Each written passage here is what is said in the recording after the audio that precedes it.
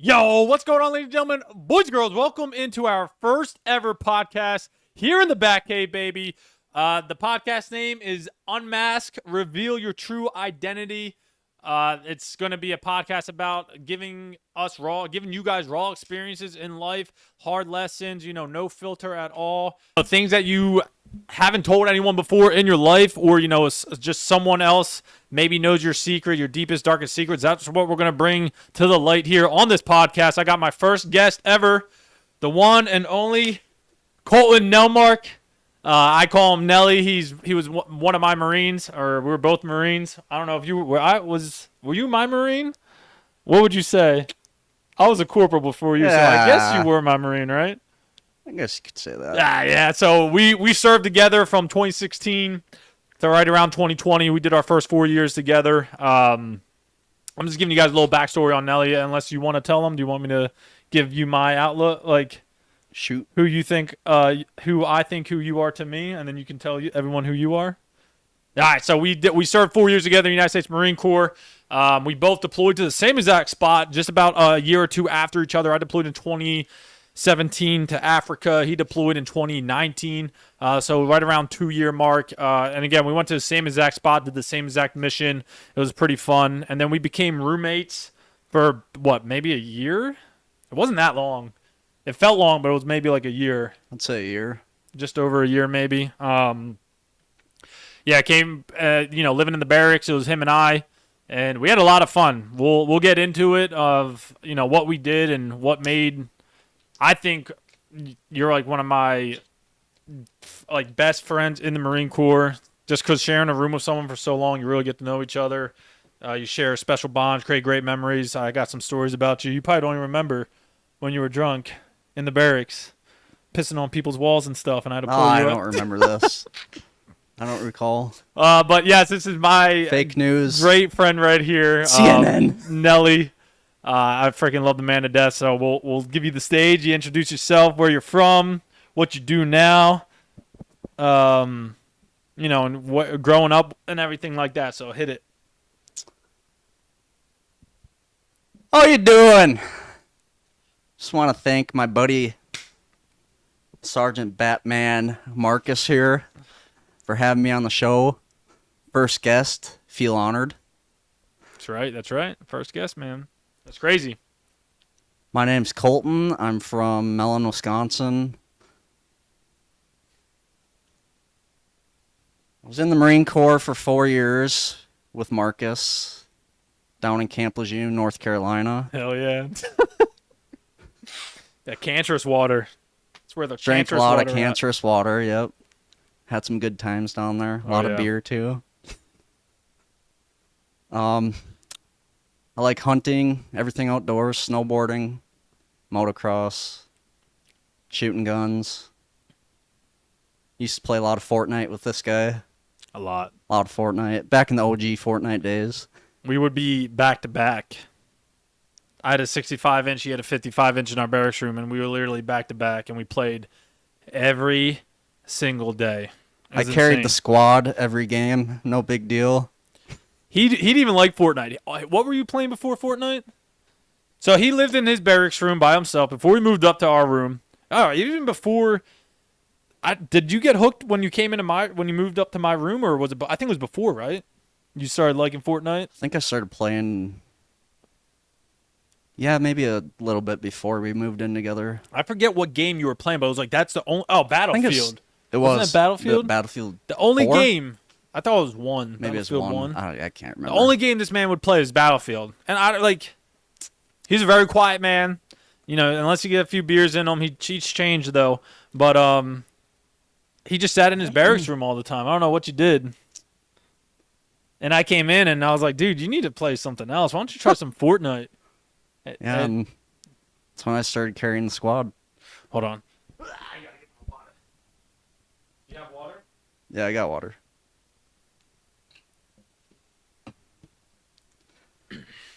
So, yeah, he was in his barracks room all by himself, just playing. And then I forget, someone was bitching, maybe a sergeant, that you had your own room and the sergeant had a shittier room than you, and he was really salty. That's how the Marine Corps is. And He wanted your room. Well, he wanted mine. It was like came down to your or mine, and I was on third deck. You were on second. And I was like, dude, I have bunk beds. Like we're some stepbrother shit up in there. We did karate in the garage. There was so much room for activities in our barracks room. It was actually crazy. We had like one of the best barracks rooms, probably in all Lejeune. Like it was decked out. Oh, it was decked out. You walked in every time we had inspection. Titties on the wall everywhere. Every time you walked it, like we had inspection with our CO or our BC never came, did he? It was just the CO. I don't even remember seeing him. Our first sergeant, anytime they would come in, they would just be memorized on how good our room looked, and they never even inspected it. They would be like, "Oh yeah, oh you're a NASCAR fan? Oh these are two big TVs," and they would walk right out. And it was kind of like a. How about that Jimmy Johnson guy? He sure sucks, huh? This dude's a Kevin Harvick fan. Busch Light, trash. 7-time champ, baby. Who can beat him? 5-time consecutive championship. No one can beat Jimmy Johnson. Anyway, so yeah, our room was decked out. It was really nice. So he came up. I already had the internet and everything. I don't know if you had. Were you sharing Wi-Fi with someone, or you had your own? We had Spectrum in our room. Who was my roommate? I think it was Cooter. Wasn't it right? I thought it was Cooter. Cooter was my roommate for a while. I thought it was right. No, I was never roommates with him. My mom's calling me. Hello? Yes, I'm in the middle of a podcast show. I got to call you back. I made it home safely, mother. Bye. That's going to go in. She's making sure I'm okay. Great mom. Didn't even tell her. What can I say? Her. Great mom. What a son. She's MVP. But, yeah, we freaking moved in together. It was awesome. We were playing Fortnite back-to-back like we were saying earlier, and we did everything together. He was like, this man became my brother from another mother. We went to chow together. We were in the same motor pool together, same platoon. We freaking did it all together, honestly. Showered together? We did. We were in ITX. Very cold nights. Showering with our dicks shriveled up, right? Yep. And the water was cold. The water was even hot, so we went in there and we went in there and just scrubbed ourselves down real quick. It was freezing. I'm telling you, like it was like went down to what? Probably the teens, right? Every night. It was cold. It was damn cold because it went up to like 40s. Hot during the day. Nah, it was like 40s. It wasn't hot like. I guess we were there during the winter. Yeah, we went there January 1. Like literally. It was January. It was like January 4th. It was all January and all February. Yeah, we came back like mid-March. Yeah. So our unit thought it'd be a great idea to go ITX like one day after the block leave was over. So we all had to come back like a day early to make sure we're all home, like back on base or within the vicinity. You know what I mean? Within the general area. So no one. It's a big deal if someone missed their flights out to ITX or someone bails. It's a lot of money that the Marine Corps is paying for you to go out there just to miss your flight because they got to like account for chow and for the plane ticket and everything. So our unit thought it'd be a great idea to go out. We literally, even right before you went home, right? For that Christmas? I think you did. Before ITX? Yeah. Yeah, I'm pretty sure. Right before the block leave started, it was like mid-December. We went to the field in early December. Remember how freezing cold it was? Mm-hmm. And our leadership made us stay up until like. Wait, in ITX? No. Right before? Right before. Remember we slept in them tents? And that's when Lum he like left his post and Gunny Roofner fucked him up. Remember he left the like 240 and the freaking 50 in the back of the 593 trailer? Oh, I don't remember that. Come on, Nelly. Yeah, he left his post at like 5 a.m. because no one came to relieve him. Okay. And Gunny Roofner fucked him up. Fucked him up, man. But yeah, he just left the guns there, like in the back of the truck. No one watched them. That was a big no-no. Remember, that's when Master Winberry like made us get in the mop suits for like 45 minutes. You remember that? They're like, get your fucking mop suits on, and we're like on top of a freaking, I think it was an 18, like a LVSR, unpacking shit or something, and they're running down the fucking like path walk or whatever, the dirt road, yelling us to get our stuff on, and like they went like mop 4, like they went straight up full fucking mop suit, and they're walking around like they're in the fucking like the Alien movies. You know what I mean? And we're like, and I think they did drop CS on us, but it wasn't even that bad. But we're going down so many rabbit holes. This guy has a TBI, so I think he makes half the stuff up. No, I don't. I remember that. I remember that shit.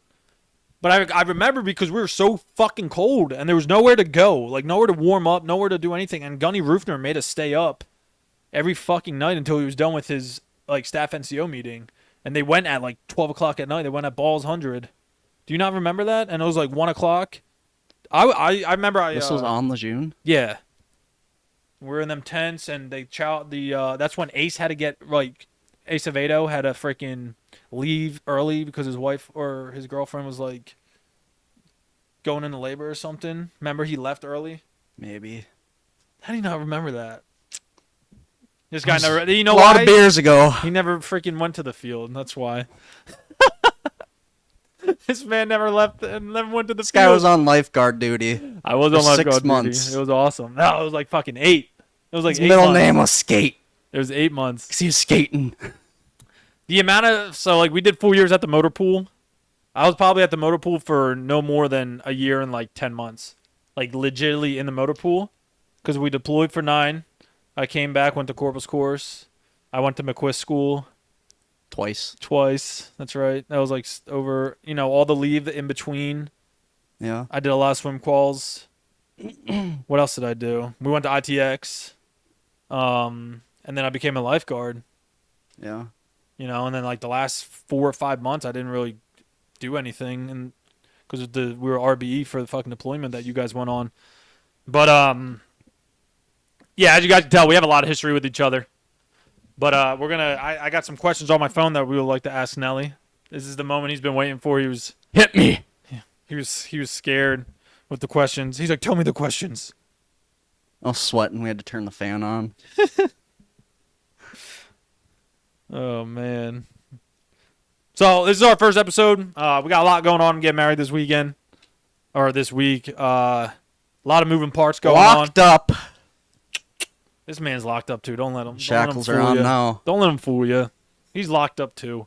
My chat knows. I didn't keep it a secret. They know she's Miss Bats. That's what they call her. I'm still sussy Batman though. But he's locked up too. Don't let you think he's not locked up. He's locked up. He's got a girlfriend that's in the army. She's going to Afghanistan. Seen more shit than him already. Yep. Just like Trump, combat vet, taking fire. Freaking took a bullet right for us. So I wasn't able to like do my homework and write these questions down to memorize them. I'm still editing videos for YouTube. By the way, you guys go check out my YouTube. That's probably where it's going to be. It's probably going to go on YouTube and Twitch at the same time. I don't know. We'll see. But yeah.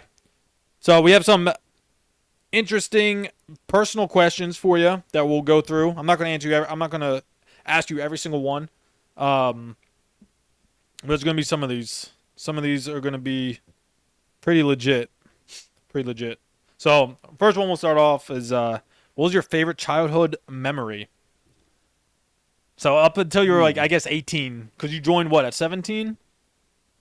Just turned 18. So, give me like, your most joyful memory that you remember before you joined the Marine Corps. Like, what like, stood out from the rest? You can give me, like, top 3 if you want. I'd say one of them, playing outside with my siblings out in the woods.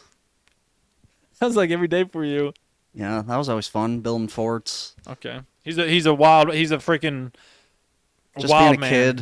kid, before all this technology and social media and stuff.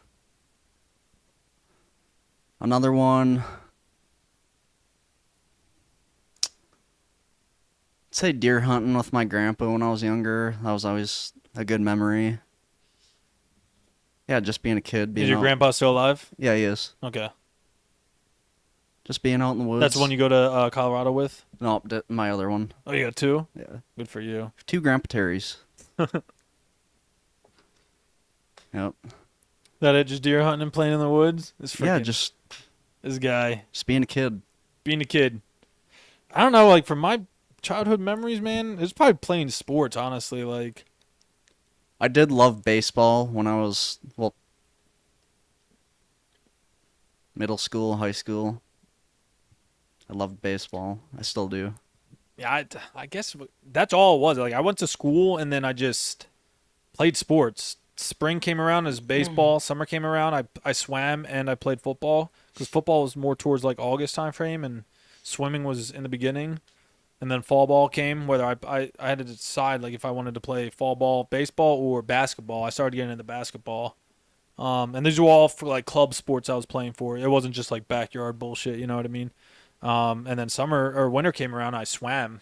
I was a fucking hell of an athlete and competitive as shit when I was younger for sure. So that's all I did. My dad expected a lot out of me.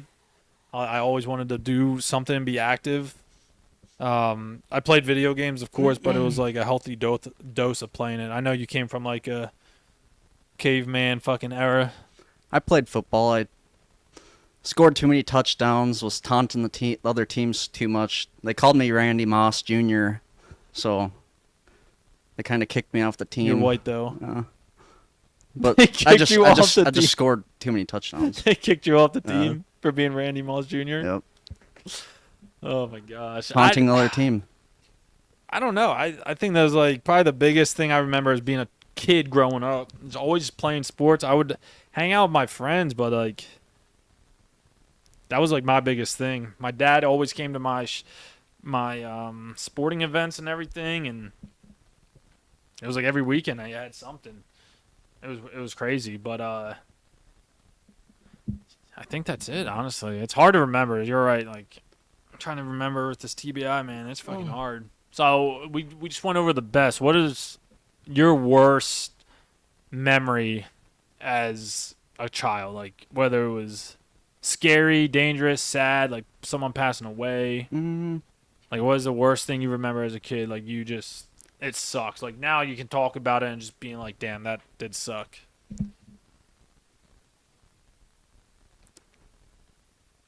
Probably our family dog passing away. That was pretty sad. I don't know why I'm laughing. I'm sorry, bro. Shout out to Maya. That was her name. She was a spaniel. Yep. So when she passed, it was pretty rough. How old were you? It was pretty sad. I was probably 14, maybe. Somewhere. How old? What? It was a girl or boy? It was a girl. How old was she? Maybe like 10. She lived a good life. 10 years old? Yeah. She was blind the last couple of years for the last couple of years of her life. I mean, if you want to talk about dogs, I put down my childhood dog too. Her name was Cody. She was a Newfoundland. If anyone knows about Newfoundlands, they're like this big. They come from Canada. My dad brought her home when I was real young. She got up to like 200 something pounds. It's a big ass dog. That was a big dog. They're made for rescuing people in frozen lakes and stuff. They have web paws and big coats, and she was awesome. I took care of. She was my dog. Everyone knew that Cody was my dog. She was a great listener. I'm real happy my dad brought her home and everything. She was 13, I think.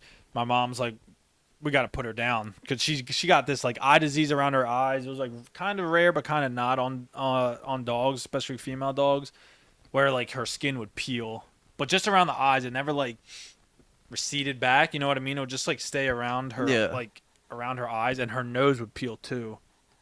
And it was like scabbing, and it was just nonstop.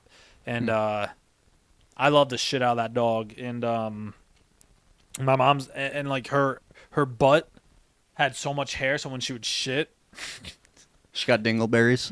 The whole shit would get caught in her fur. Oh yeah, she had a bad case of dingleberries. It was your whole load.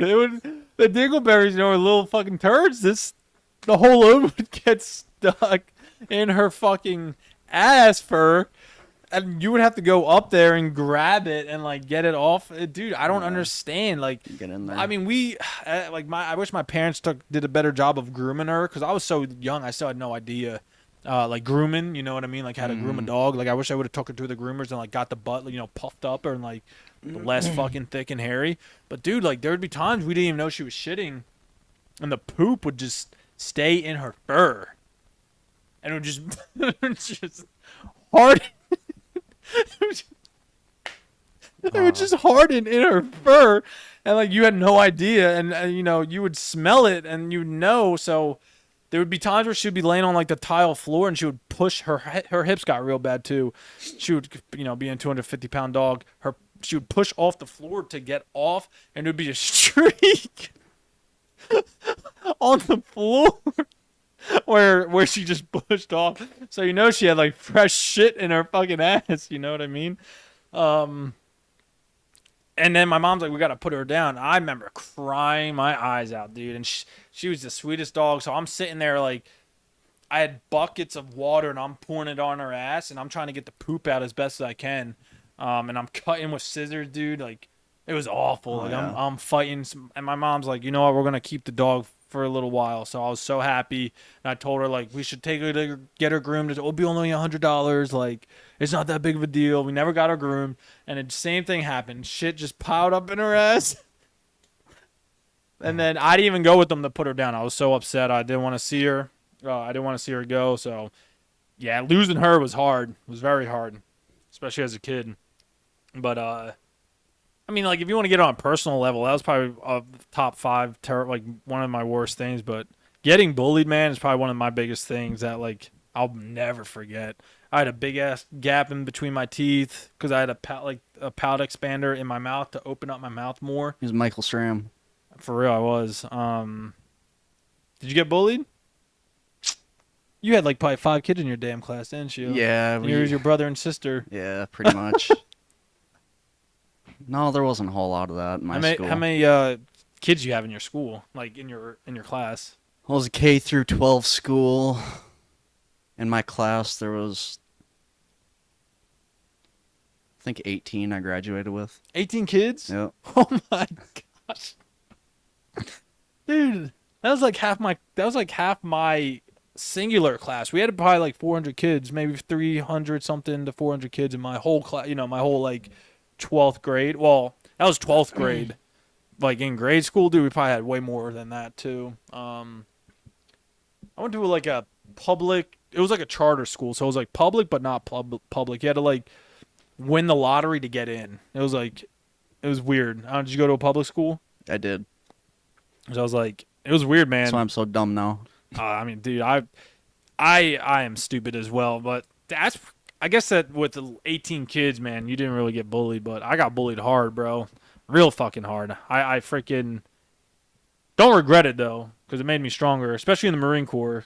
Because you know how it is going in the Marine Corps. You get fucking bullied or hazed or picked on, whatever you want to say, call it, I'm probably like every damn day of your life when you're in the Marine Corps, because even your boys just fucking harass you, you know what I mean? And just, yep. you just gotta have thick skin. And when they really say you need thick skin, like it's true.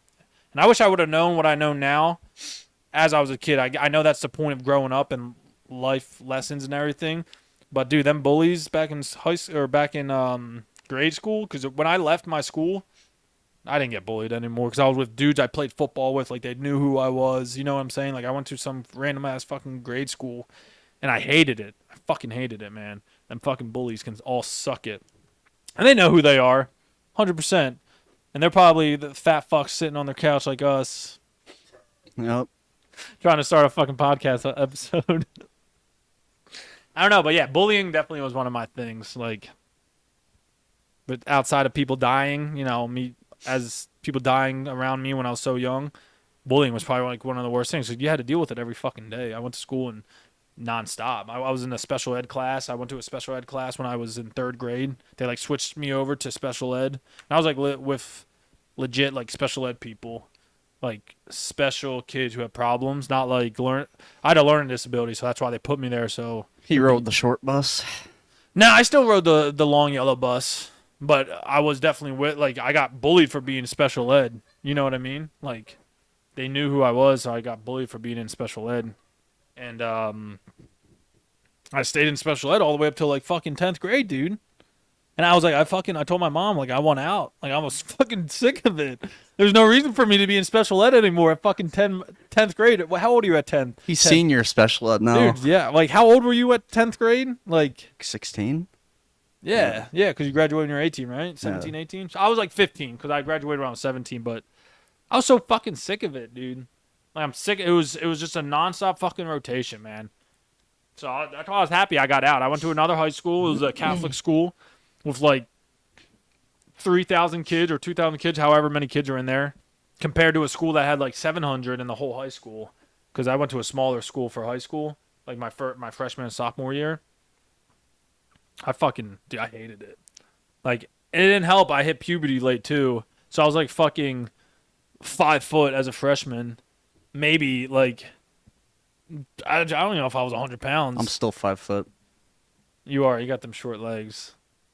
But I don't even know if I fucking weighed 100 pounds. So like that didn't help. And then the whole Justin Bieber with the flow thing was in. So like I was fucking flicking my hair, thinking I was cool. You know what I mean? Like Skater bros. I had that stupid Justin Bieber hair. I had that too. And that every kid did back in the early 2000s. If you didn't have Justin Bieber hair when you were growing up, I don't know. You just try to be like Justin Bieber because all the girls wanted Justin Bieber, and I wanted the girls, right? You That's did true. too. So I fucking hated it, man. I hated going to school, getting bullied, being in special ed, like being treated like a fucking idiot. Because I know I wasn't. I just had I guess a hard time learning. Like, I couldn't read that well. Like I legit was fucking stupid. I was really good at math, but reading, I was like a fucking dyslexic. How do you say Yeah, it? something like that. I can't even say. Even now, I still have trouble saying shit with my big ass teeth and my fucking. I went to speech school because I couldn't say words right. Like I did the whole nine, man. I went through it, but it was a good lesson learned, especially joining the Marine Corps. What'd you get coming in on your ASVAB? Like a 97. On your ASVAB, you're No, full I'm of fucking shit. with you guys. We're Moto T. You probably got like a fucking 35. Yes, 30 something. I don't know. I got like a 32, man. I got the lowest score possible. Whatever the lowest score, I think it was a 31. But even, you remember how you had to like take that test to get into the Marine Corps? Like the pre-ASVAB test? Did your recruiter ever come and do it? We took an ASVAB. I think it was junior year. For like everyone who wanted to join? No, everyone had to take it. Oh, really? Yeah. What the fuck? Just everyone took it for some reason. Yeah. I don't know. I remember like after this camp that I worked at, I was a lifeguard. I just lifeguard runs in my life, I guess. I was a lifeguard in the Marine Corps too. But anyway, He's a Navy SEAL. I was, yeah. I served with Goggins. Who's gonna carry the boats? You ain't know me, son. They ain't know me. But yeah, like I got the lowest score. My recruiter came and gave me the pre-ASVAB test, I guess, to see if you even qualify. I don't know. I failed that twice, and then he's like, "All right, this is gonna be your last time," or the recruiter's like, "I'm done." Like he's pretty much told me he's gonna be done with me because it's not worth his time. Because you know how they got to meet quotas every single month and everything, So I passed. I got like a 12. I forget what the scoring system was, but yeah, I got like a 12. And he's like, "All right, we're gonna send you to MEPS." So I went up to MEPS, and guess what? I failed that. I found that motherfucker.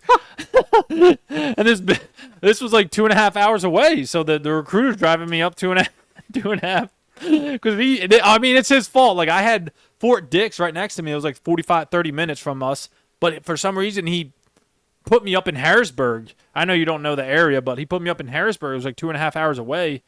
So every time we went up there, it was 2.5 hours. And in them govies, you have to do the speed limit because they had like the trackers or whatever, right? So I failed. I went again. I fucking failed. And again, he's like, "This is the last time or I'm done. Like, I'm not doing it." I said, "Yes, sir." Like, I got to do it. I freaking locked in. And there was no way to study. It was so hard. You know what I mean? Put the hammer down. I locked in, man. I went up there. Went from a 12 to 27. And then my recruiter's like, "You passed." He's like, "Good job." I was like, "What did I get?" He's like, "A 31." I was like, "Is that good?" He's like, close. "The lowest score." I said, "Well, shit, I'm fucking passing, right?" And he's like, "Yeah." So we came back. We did our contracting stuff. I signed up as a M1A1 tank crewman. I was telling you this earlier on the way up here, but a week or two later, it got taken away. And then I went open contract. I didn't know anything, just like you, right? You didn't know anything? Know anything about the Marine Corps? Fuck no. I know anything. Like I know I wanted to join, serve my country. I always thought I was gonna die like in Afghanistan or Iraq. I thought that was like my destiny. I always saw, the Black Hawk Down. That was like one of the movies that really stuck with me growing up. You know, people just dying left and right in the war movies. So I was like, that's what I want to do. I want to serve my fucking country. I didn't give a damn what branch I joined. I just wanted to serve my country and fight for my fucking country. And then boom, I don't even know how I got the Marine Corps. I don't fucking remember like how I was like I want to be in the Marine Corps. Like I don't remember at all. I don't even know how I got to a recruiter's office. I swear to God, I don't. I just remember getting switched out. Like my recruiter did something naughty. He got sent back to the fleet. Touched his butt. He probably touched someone else's butt. He touched his butt. Not my butt. No, not my butt. He probably touched someone else's butt. And got sent back to the fleet. So I got into a recruiter. They're like, yeah, he's on like legal hold or something, and he got sent back to the fleet. But yeah, I went in open contract. I had no idea what that meant. I didn't even know like if I was qualified to do anything. But anyway, wrapping it all the way back to being stupid. I had kids tell me like after they found out like I was leading first platoon, I probably had like 40 something Marines under me in first platoon. And they always told me, I'm not trying to blow smoke up my ass, but how good of a leader I was as a sergeant.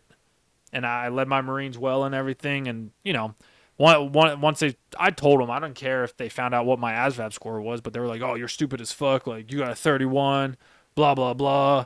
I'm like, yeah, motherfucker.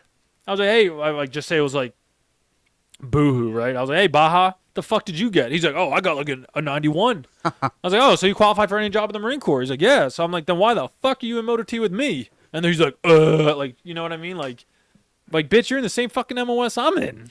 How the fuck you gonna call me stupid when we're in the same goddamn MOS? Does that make sense? Like, do you get that? Like, do you comprehend? You know what I mean? Like, you can't call me fucking stupid when you're in the same fucking. So what does that make you? Like, stupider? I don't know. You know what I mean? Like, you got what, a 31 too? Say like a 33, I think. But I would say like us as like I know and you as a Marine, we're probably the best fucking Marines there. You know what I mean? Like, look at fucking Philistine. Motherfucker, this dude had fucking flight hours in the civilian world. Came over to Motor T. You would thought he was the dumbest motherfucker alive. Like, dude didn't know his fucking left nut to his right nut. I did not know. And he had flight hours. I think he had like a 98 on his ASVAB. Really? Yes, he was high. Like I remember him gloating about it. I'm like, brother, you are Motor T. Doesn't matter what fuck you got on your ASVAB. You're fucking Motor T. We're here together. I'm open contract. You chose Motor T. That's your fucking fault. I'm telling you, man, the smartest motherfuckers were like the worst Marines. I don't know why. Not all of them. Don't get me wrong. You know what I mean? But like, I feel like the dumbest ones, like us, who got like 30s, low 30s, became like the best fucking Marines. I think it's because we were so fucking brainwashed. Like when I went to boot camp, I was so fucking brainwashed. He ate paint. This guy's a paint drinker. I drank some paint in boot camp. I swear to God, my senior made me drink paint. I had it all in my teeth.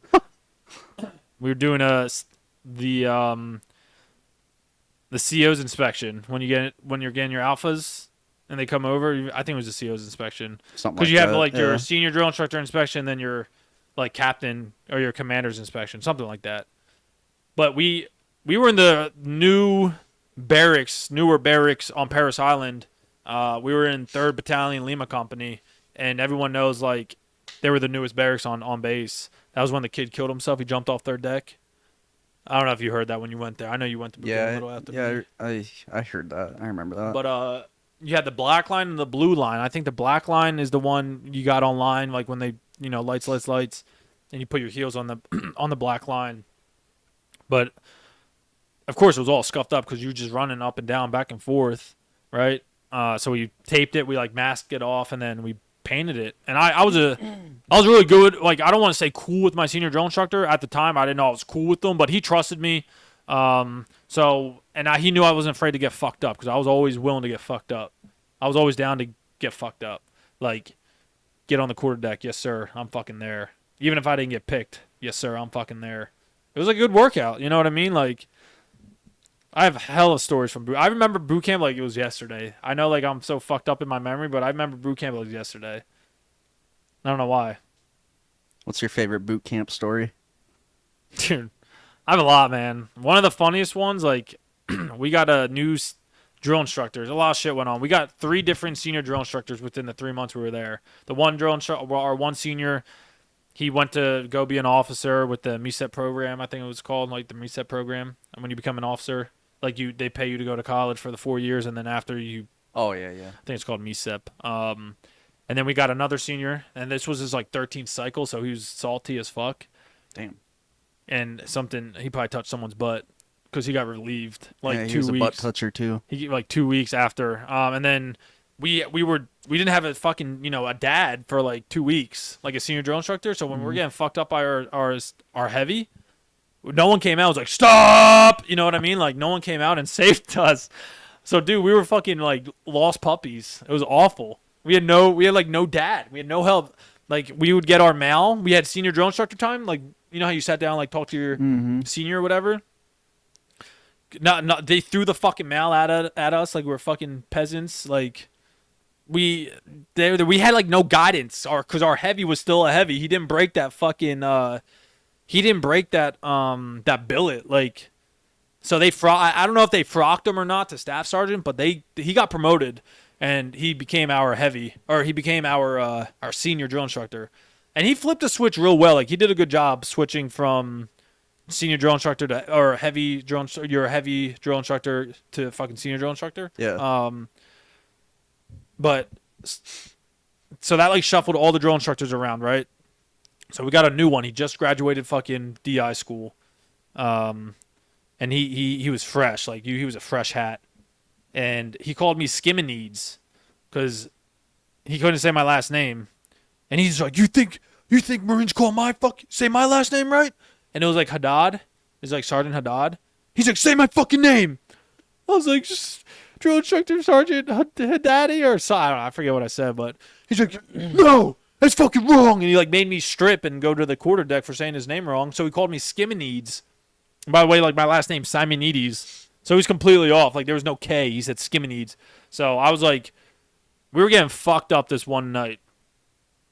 And he's running around being crazy. Our heavies, just, it's like chaos in the house right now. And I'm on my hands. I'm like this. And you got the scuzz tail, and you just run with the scuzz tail. So, like, I'm running down the fucking aisle with the brown scuzz towel that you have. And we're like, there's probably this much fucking bleach on the ground.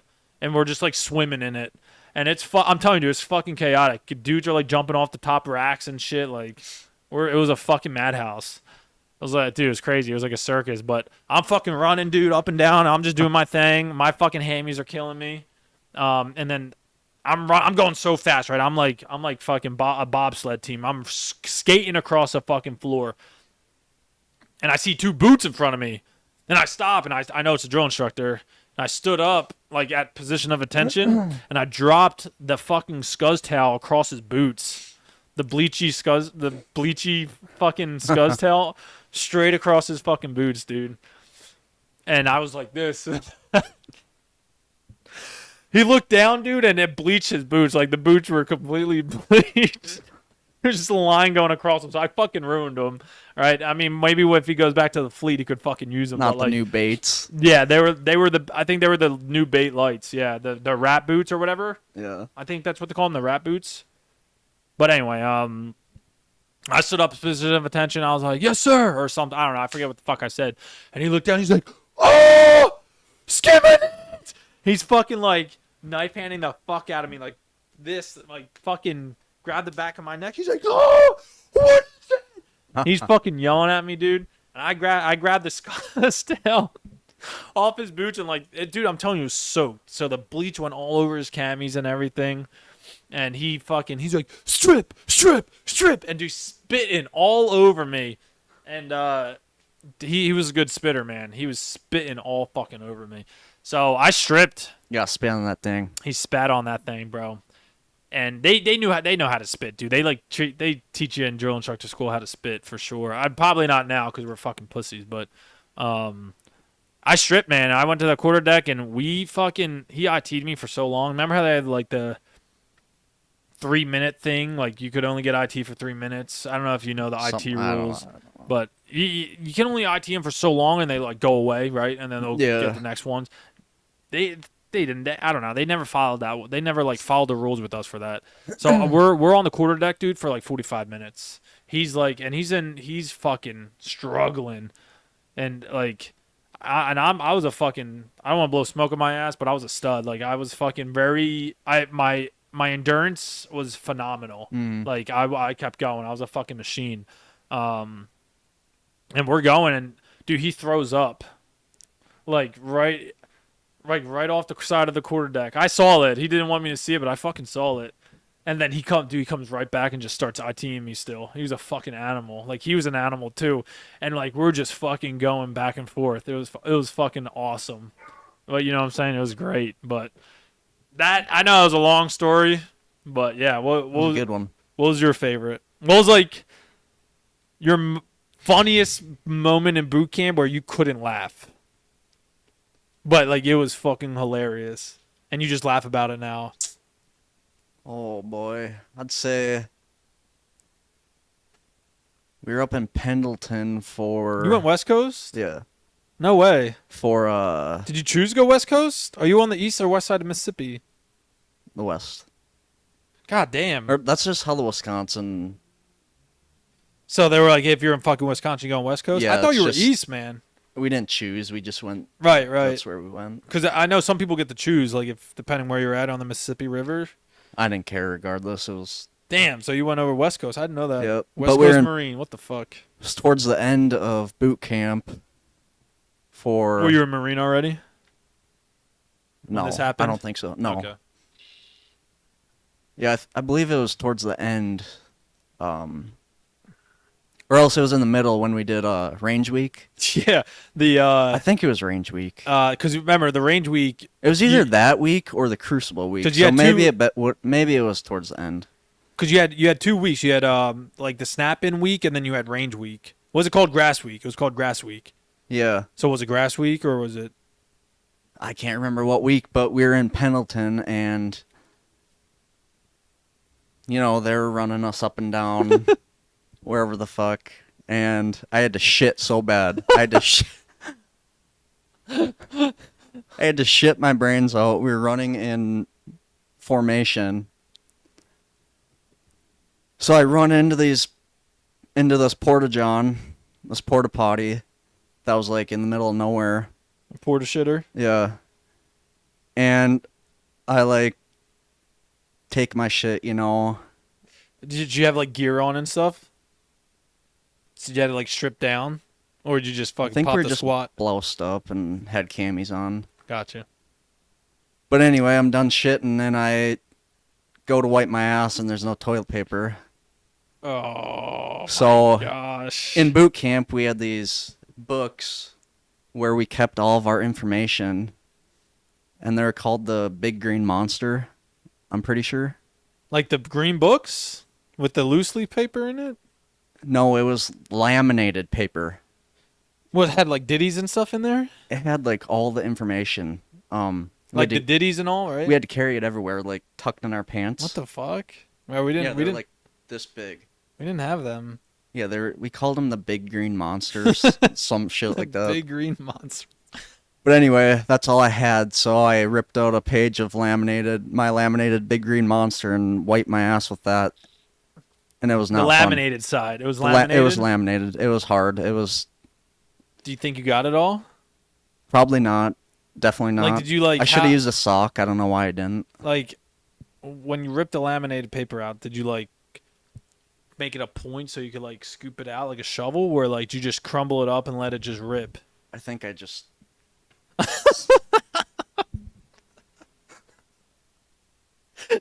Just fucking palmed it.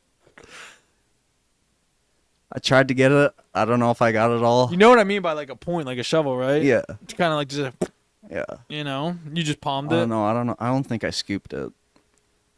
Did you go? Did you like go towards your sack or like away from your balls? Oh, I definitely went away. Do you do it now? Like, what do you do now when you wipe? Do you go towards your? Oh, I'm a gentleman. I fold it nicely. Yeah. Yeah. So do you go towards your sack or away from it? Oh, I always go away. Do you sit I down? don't want poopy sack. Do you sit down? Well, you got your gooch between your Sit down to butthole. wipe Yeah. or shit. No. The wipe. If you stand and shit, you got problems. No, I stand up. You stand up and wipe? Yeah, a little bit. You see, you're hunched not- over. Right. You're not a like full on stand up, but yeah, like butt cheeks Yeah. clenched and everything. a little crouch, you know. Yeah. Okay, I got you. That's not bad. I'm a sitter. I sit and do it. See, I can't sit. I don't know why. I get in there and I freaking make sure it's opened so I can just I need Clean- airflow. I need clean wipe. airflow for that. Nah, Good wipe. anyway, so Anyway, I wipe my ass with this hard did you laminated throw it in the shitter? page of my Did you throw it in green, the big porta green shitter? monster. Yeah, I threw that fucker down there. What do you know what page it was? I can't remember what page. Like, was your drill instructor like, open It up was the probably page, the least so important and so, one. and you're like, oh fuck. You know what I mean? Open up page 84, and you're like, fuck, that's the page. Anyway, during the time it sucked. Looking back at it, it was funny. That's pretty fucking funny. Was it quick? Like the poop? Was it quick? Kind of cut my butt cheeks up a little bit. That's what I'm saying, dude. That laminate pie had to fucking Yeah, hurt, dude. It did hurt. Raw dogged it. Raw dogged your butthole. Yeah, That's That- crazy. wasn't fun. I don't think I ever had like a close call in boot camp to where I was like, I'm about to like shit. Because you know, you had to ask permission. You had to Yeah. like, good morning, gentlemen. You know, and you had to be like, This recruit recruit, requests yeah. permission This recruit requests permission. Did you make a head call, to use sir? the head. Yeah, And they're like, sit down. And you're like, fuck. Good morning, gentlemen. He stood back up at attention. They're like, sit down. You're like, God damn it. One more time. Good morning, gentlemen. Recruit time. They're like, sit down. And you still go. And you're like, request permission to use the head, sir. And they're like, go. You're like, oh, you fucking run. I don't know. Like, I thought I was pretty good at like doing that. I was never scared to get up and ask permission to do anything from the drill instructors, but one of my shittiest times, or like kind of pissed me off, and this is where you had to like had tough skin at. that was a shitty time for me. Oh yeah, like physically, mentally, Literally, yeah. Emotionally. Probably got on your freaking. I'm surprised you didn't get it on your hand or anything, because like laminate, it doesn't stick, so it could like went, like, it's kind of slipped I may have off. used more than one page. I think I used a couple. Oh my gosh, I remember. I was in like the auditorium where we were getting classes at, and I was the last one out, making sure everything was good. I was like I said, I was a squad leader the whole time, so I had responsibility, you know, quote unquote responsibility. I was running out to get out of the sunlight, and I remember my first senior that went to the MEPS program. He was always like, use your chest to scream, you sound louder. So like, you know, like buff your chest out, be like, hi, you know what I mean? Not just go, hi sir, and like throw your shit into it. You know what I mean? Like throw your fucking body into it. So that's what we did. And I don't know. I was running out, and this drill instructor said something to me, and I was like, I like put my chest up, and I was like, "Hi, sir," because I always screamed. I always gave 110%, like whether I was screaming, getting fucked up, whatever the case may be. So I was like, "Hi, sir," and like I screamed so fucking loud, and this other drill instructor down the hall thought I guess he thought I was like bumping my chest out to the drill instructor, like trying to get big with them. Dude, he came over, fucking grabbed me, like vibrated my whole diaphragm, and like threw me up against the wall, dude. And both of them are in my face now, and I'm screaming, "I sir," you know what I mean? And they're fucking spitting on me. And then the senior comes, and the senior thought I was like getting big with both of them. Like I don't know what the fuck. I was just screaming. That's it, dude. And he comes over. He does the same fucking thing. He like Ric Flairs me. You know what I mean? Woo! Grips me the fuck. And this dude's like 6'4". Like he was the heavy before he became my senior. Dude, it grips me the fuck up and throws me against the bulkhead, and like my head hits the fucking wall, and dude, it hurt. Like it fucking hurt, and there's all three of them now are screaming at me, and I'm like starting to tear up because I'm fucking screaming so hard and loud, and they're like, he's like, you ever fucking bump your chest out to one of my drill instructors again? He's like, I will fucking end you, Simonese. You understand me? He's like, I'll fucking destroy you. I was like, yes, sir. He's like, your fucking parents should be ashamed of yourself. They're fucking, you're a piece of shit. Like, dude, they just started attacking me, bro, for no reason. And they knew who, like, how I was and shit. You know what I mean? Like, this is like, we're probably like 4 weeks in at least. And they picked me to be a fucking squad leader. Yeah. We're 1 week in and, you know, or whatever. After receiving, you got your receiving drill instructor and you got your platoon. Like a week after that, one of the drill instructors fired the fucking squad leader because he was laughing in line. And I always wanted to be mid-pack. I was like, that was my goal, to go there and be mid-fucking-pack. Don't be too much, don't be too little. And I'm standing in line, you know, I'm sitting there fucking, we're in formation, we're about to march off. And he's like, they're like, who should be the new squad leader? And I'm sitting there like, not me, you know, like, no way. He's like, Simonides, get up there. I was like, fuck. I was like, yes, sir. I fucking ran to the front. That's how I became a squad leader. So, like, they knew who the fuck I was. And, dude, like, fuck, man. They fucked me up. My chest was fucking hurting. But, like, that, it's a difference now. Like, if you try to do that shit now, you'll probably get fucking relieved from your duty, man. Or probably even, like, kicked the fuck out. Boot camp changed so much. From what people are telling me, like I have buddies in Paris Island right now. I think I have like 4 dudes there that I know. It's changed so much. It's like you just got to do to get by. You know, do your 3 years and get the fuck out of there. It's like walking on eggshells. It's crazy. Mm-hmm. You know what I mean? But yeah, that's probably like one of the worst times in boot camp for me. It doesn't even seem that bad. It obviously wasn't that bad. Like that part. You know what I mean? We definitely had some more shittier parts, but. Dude, that fucking hurt, dude. They, like, Rick flared the fuck out of me and threw me against a bulkhead. Like, I remember this one guy. I know they don't do it anymore. I don't know what they did to you on the West Coast, but they brought us all into, like, you know, a big auditorium, and we're, like, 3 weeks into training. And this was when Barack Obama was still in office. Mm-hmm. Trump didn't get elected yet. Well, I think he won. I don't know if he won the election yet or not. But anyway, it was like early 2016. So I think they knew Trump won, but he wasn't in office yet until that November, because that's when they do the January or whatever. Yes, but I don't know, whatever. But I remember it was President Obama, and they're like, everyone put your heads down. We put our heads down, and Barack Obama came on the loudspeaker. Dude, it sounded just like him. Obviously, it wasn't him. But they're like... It was Shane Gillis. They're like... who's that? Shane Gillis? Gillis. Who the fuck is that? Oh, he's a comedian. He does... good impressions? He does a very good Trump impression. You should look him up. But no, this is Barack Obama, not fucking Trump. We're talking about fucking Barack. I know, I'm saying he does very good impressions. But anyway, so... He comes on the loudspeaker. He's like, my fellow Americans, we have just got hit by... a terrorist attack hit all major cities: Chicago, New York, L.A., Philadelphia. Like, made it seem like we're literally about to go to war with fucking the Taliban. I don't think ISIS was a thing yet. I don't know. I forget. But because it was Al Qaeda, the Taliban, now ISIS. But they're like, we're gonna fast track your training. We're gonna train you in 3 weeks, get you on par with everything, and then we're gonna send you out. You're deploying. Like, you're going to fucking go and, you know, get some. And, obviously that was, like, why we joined the fucking Marine Corps. They're like, if you do not want to join, if you do not want this to happen to you, you will be exited from the military with no precaution. Like, you will not get an honorable discharge. You will act like you never even joined the Marine Corps. So, I think 8 people raised their hand out of, like, maybe 300 kids. They got fucked up, dude. It was all a joke to see who the fuck was weak. Yeah. And we thought it was, like, we didn't know, obviously, because, again, we're brand new to the boot camp. They had that red folder, you know, the red folder you do for promotions and stuff. Mm-hmm. I think he was a first sergeant, maybe, I don't know, but he had the red folder, and he was reading it from it after Barack would talk to us, like Barack Obama talked to us, so we thought it was legit as fuck. And then they're like, everyone put your heads down and raise your hands if you don't want this, if you do not want to be fast-tracked. And I didn't raise my hand, obviously, right? No, I'm just kidding. But I didn't raise my hand because that's what I wanted. That's why I joined the fucking Marine Corps, to fucking go fight. Go to the Middle East and fucking get some motherfuckers, right? Kill Japs. Not the Japs, no.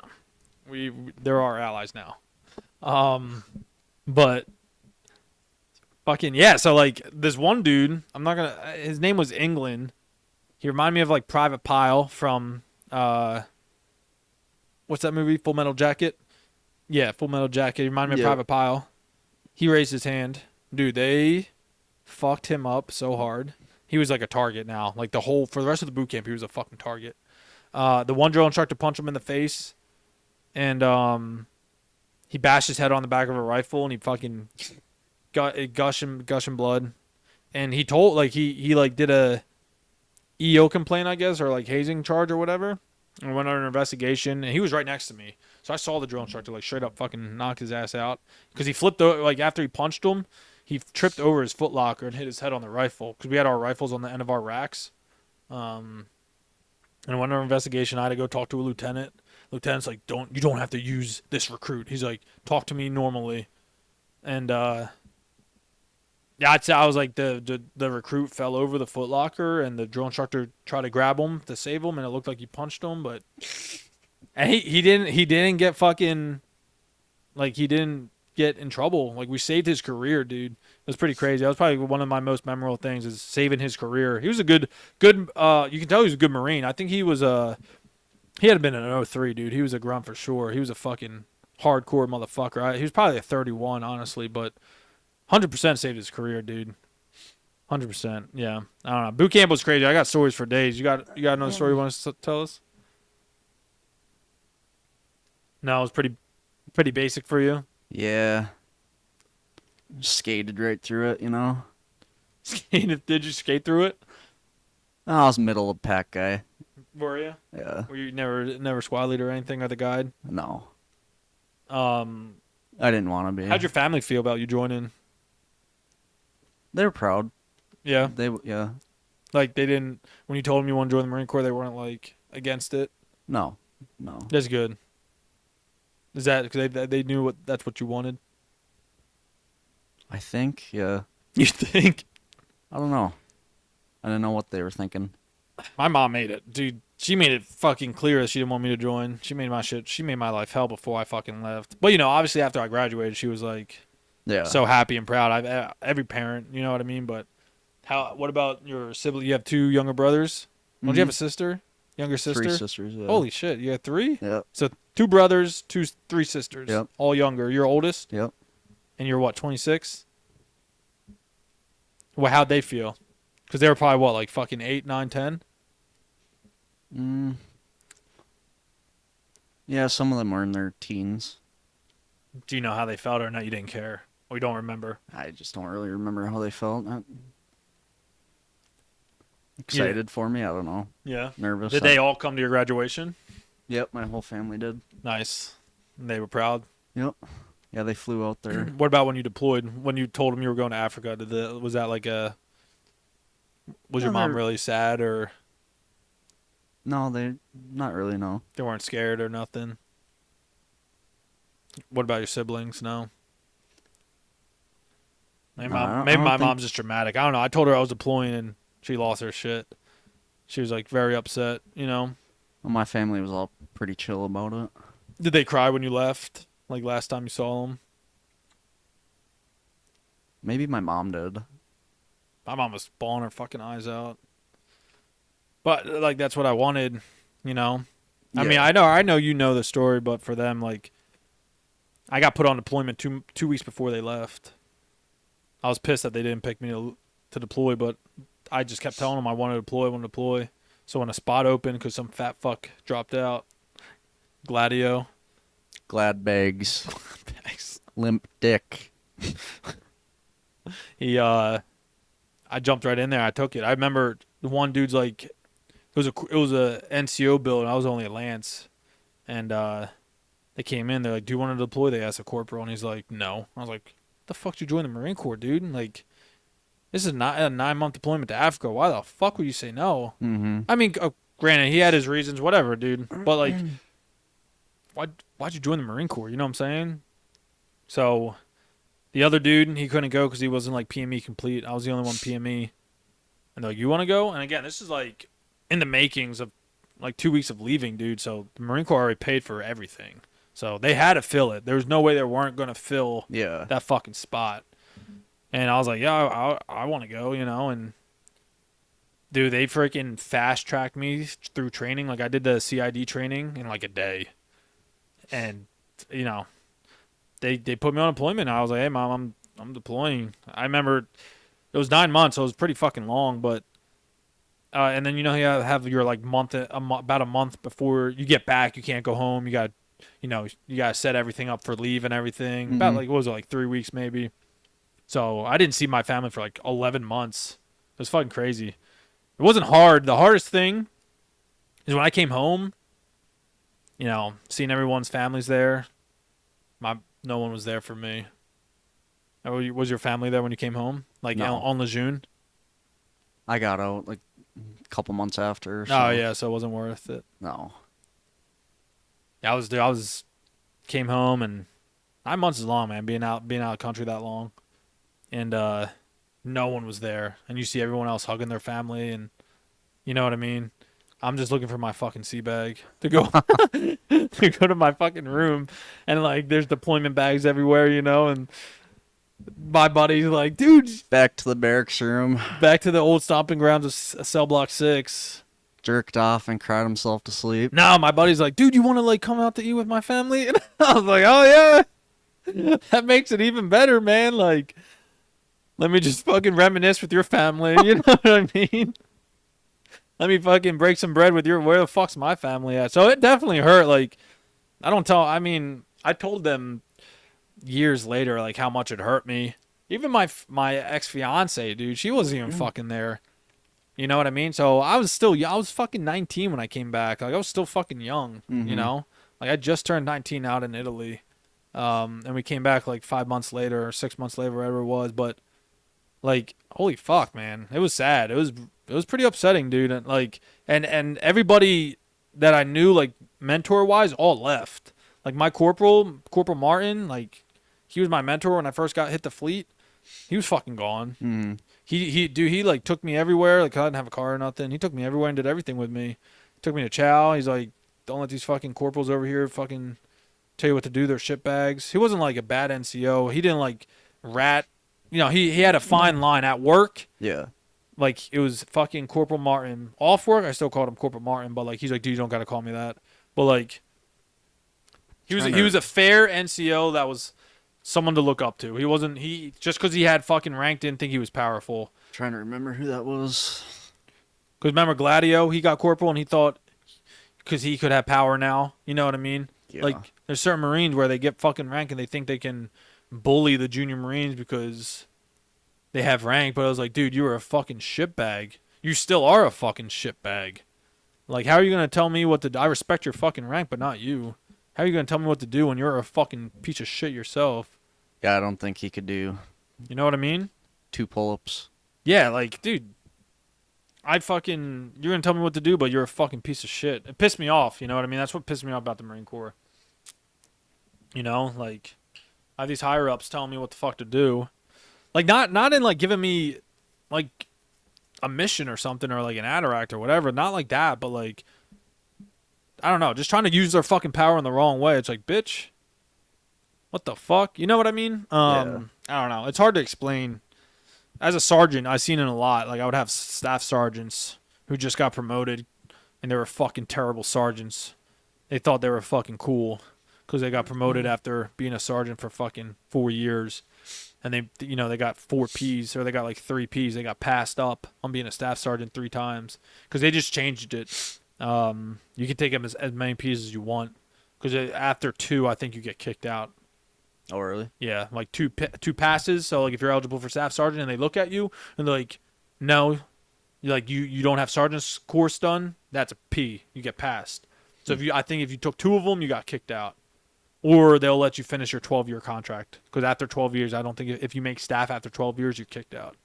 So, yeah, you saw it a lot, man. Especially in the E4 Mafia forever. Yeah, I was a sergeant for 5 years. I'm not ashamed to say it. Salt dog. I was definitely a salty, especially coming back in and like seeing everything, being out in the civilian world in the reserve unit. I went to like 3 different reserve units and then went back inactive. I was salty as fuck. I'm not gonna lie, but I didn't like rub it off on the other Marines. You know what I mean? They made me feel old because I was in for like fucking almost 9 years. But like, fuck yeah. He got a ribbon for every 2 years he was in. They never gave me my good cookie. They never gave me my third one or my second one because you get it every 3, right? They never even gave me my second one. But yeah, so that's crazy. I remember my mom. That was all I remember is just my mom like being upset. I don't know, but Africa was pretty dangerous. Did you encounter dangerous shit out there? Like, Yeah, what was the most dangerous thing out in Africa when you were there? Like, probably you thought you were Bubbles. gonna die? Bubbles. It was this club we'd go to. That was pretty dangerous. Would not recommend. It was what, a white person? It was fun, but it was scary. Why was it scary? I only went there once, and I barely remember it. I have no fucking idea. Like, I don't drink, but I still went, and that's all I remember. I just going. I don't remember. I remember being inside for like 2 seconds. No, it was fun. It was a good time. It was like an outside club, I guess. There was a room, or you could go inside. Right. But Hold on. All right. Go ahead. But yeah, it was a good time. There was no like dangerous parts, like where you thought something was gonna happen, In Kampala, or just anywhere, just like on deployment. Like, did you guys plane almost crash, or did you almost die of a disease? Like, we got shot at, but it was friendly fire. You know what I mean? Like things like that. Like, did anything dangerous happen to where you're like? I'd say the food. I got the shits for like the first 8 weeks we were out there. 8 weeks? That's long. Yeah, I'd say the first couple months. We got the shits. So it was maybe like. Obviously, you're gonna shit yourself, right? But 8 weeks is a fucking long time. Yeah. We shat our pants for like 3 weeks. I was shitting like 10 times a day. 10 times? At least. That's crazy. Yeah. Yeah, we had some really dangerous spots. By the way, we went to the same place in Africa. We said in the beginning of the podcast, but dude, we got shot at, friendly fire. We could have died there. They were just blasting this berm, and we're on the other side of the berm, blasting it with fucking RPKs. They had no idea we were on the other side. My gunny's running up to the top of the hill, like, waving at the red flag. They didn't care. There's no, like, order out there. You know what I mean? Yeah. Like, I don't know how, when you went, if it got a little better with, like, organization, but when we were there, like, people do whatever the fuck they want. The EOD guys do whatever they want. The Brits out there, the Brit snipers, were they there when you were there? The Brit snipers were there. I don't remember seeing them, no. And they, dude, like, we were like, hey, we're going to run a range. We're going to do a simple 10 yard to 25 yard shoot for them to shoot their AKs, because they haven't shot their AKs in, like, some of them were like 13 years. Fucking crazy, dude. And their barrels are fucking stuffed with, like, shit. Mm-hmm. Like, they never did weapon maintenance. And so, you know, we're just, like, shooting at this fucking berm. We have the targets up, and clearly we've been there all fucking morning. I was a what's it called, a guardian angel, so I was just like in a little hideout, just watching, making sure these dudes didn't like turn around and try to shoot the Marines that were on the line and stuff. You know what I mean? So I was like scoped. I was pretty much scoped in the whole time, just sitting there, and making sure nothing happens. And when the range was over, and we're like, hey, let's do some competition shooting. We'll get 2 of your best shooters, we'll get 2 of ours, and we'll just shoot, you know, and see. And we're using their AKs. So we do that. We get on the line, and we're on like the 15-yard line. And we're shooting. It was me, my staff sergeant, it was Staff Sergeant Sosa, and then this other sergeant, God, what was his name? Burton or something? I can't remember. And then there was like 3 other students with us. And everyone else, again, like cleared out. By the table. And again, we have our red flags up, you know, letting them know that the range is hot or whatever. And there's this berm, like it was maybe like 5 feet high. These motherfuckers on the other side, dude, get down in the prone and just start fucking blasting through the berm with their RPKs. And like it's ricocheting everywhere, man. Like my buddy Murphy, he said he hadn't heard a whistle fucking fly by his face like that. Like, dude, it is a true blessing that no one got fucking hit. Even our students, they ran like cockroaches. You should have seen them. They fucking were running like fucking chickens with their head chopped off. We were low crawling. My gunny's running, Gunny Lara, he's running up there and fucking waving the flag, trying to get them to cease fire. And we're low crawling, and dude, I'm like, you see the fucking dirt just popping up in front of you. It was scary, man. Yeah. It was like legit scary. And again, that was just friendly fire. But it was like instincts took over. Like we're fucking you heard the first whistle, like the first, you know what I Snap. mean? Yeah. It was not even like, dude, it was like hissing. It wasn't even snapping at that point because like there was no place for it to snap over your head. So you just heard a straight whiz, like whizzing right by you. And these were 7.62. You know, the RPKs are 7.62. And dude, and my staff sergeant Sosa, fucking furious. Dude, I never seen him so mad. Like this man was fucking furious. He was so red. It was insane, man. There was another time where, again, they usually let us know there was a mountain. You know the mountain behind us. Yeah. They would blast. Yeah, we went up there. Yeah, we went up there too. It was cool. It was like, it was pretty solid. But they would blast mortars and RPK rounds and tanks. I don't know if they did that like live firing when you were there. Yeah, we saw that. But they would tell us like even especially at night, because at night we had the one armed guard, like you were condition 1, you know, for fire watch or whatever. And you know that Pelican case, or not the Pelican case, the quad-con container in the middle, was that still there? Yep. That's where we had our rifles and stuff. So, and we had our ammo and everything. You know what I mean? And Staff Sergeant Sosa, he's a combat vet, right? He freaking got blown up. He was first Vic. He got blown up. Whatever. But dude, they didn't tell us they were gonna do these night operations. The tank was like right next to our camp. Dude, it woke me up and my whole body was shaking. And we thought we were under attack, dude, because as soon as the boom went off, like the big, deep bass boom, small arms instantly started coming in. Like, you started instantly heard the fucking small arms. And then you heard the IDF, too. Like, it was insane because they had mortars going, too. And they were just blasting the fuck out of the mountain, which was fine, but they didn't tell us. Dude, we fucking woke up. My staff sergeant's, get the fuck out of here. We're running out, dude, and we had our Kevlars and stuff and our flax on like the T-pose. Yeah. Dude, in our skivvy shorts, running the fuck out, and they're passing rifles out to us, like throwing rifles to us, like we're fucking, you know, like how there was that one-way entrance into the camp. Yep. Like we're fucking about to just like post up and wait for these guys to like invade the fucking camp, man. It was insane. It was like 2 a.m. So we were like. My staff sergeant Sosa was like fucking. He like had PTSD from it, dude. It was insane. It wasn't like scary. It was just like very like holy fuck, like because you hear everything in the background and they like your body like or your mind like blocks it out, you know, because like you're so focused on what the fuck's going on in front of you. At first we didn't know. It was crazy, man. I got really sick out there. They thought it was what was it, malaria? Yeah. I took the malaria pills. Is that what the Yeah, we took those every day. The pink ones, right? It was the pink or yellow ones, but I think we took the pink ones. They fucked us up so bad, dude. Like, I don't know. We had, and anybody who's taken them pills before, especially if they went to Afghanistan or Iraq, they took the same ones. That shit fucks you up. I don't know if it fucked you guys up. Not me, no. Did you take them every single day? Maybe that's what was giving me the shits. That and the food. My buddies said he gave them the shits, but like you would have horrific nightmares. And like these, I don't know why, but these pills like absolutely. I don't know if they did good for you. I don't remember having bad nightmares. No. We got fucked up, man. Like really, really bad. I don't know, because we were like on a 9-month cycle because we took them like 4 weeks before even going out to Africa, so our body could get used to them. And even when we came back, we were still taking them, but we were taking other pills to get off that pill because you couldn't cold turkey it. Like we had one dude like cold turkey it. And then Staff Sergeant Sosa, his fucking immune system failed and his kidney failed. Like, dude, you should have seen how fucking, like, he was covered in rashes up and down. And he went to Germany. Like, they flew him to Germany. They had no idea what the fuck was wrong with them. They were just like, no idea. He was there for 2 fucking months, dude.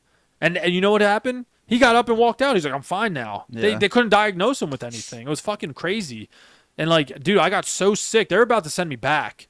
They were, like, a day away from sending me back. Dude, I swear to God, I couldn't move. Like, I was so fucked up.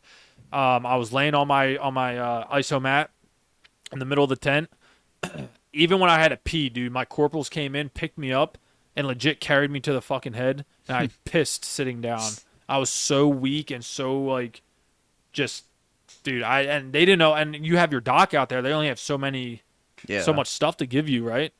So he gave me a malaria test. I didn't have malaria. They didn't know what it was.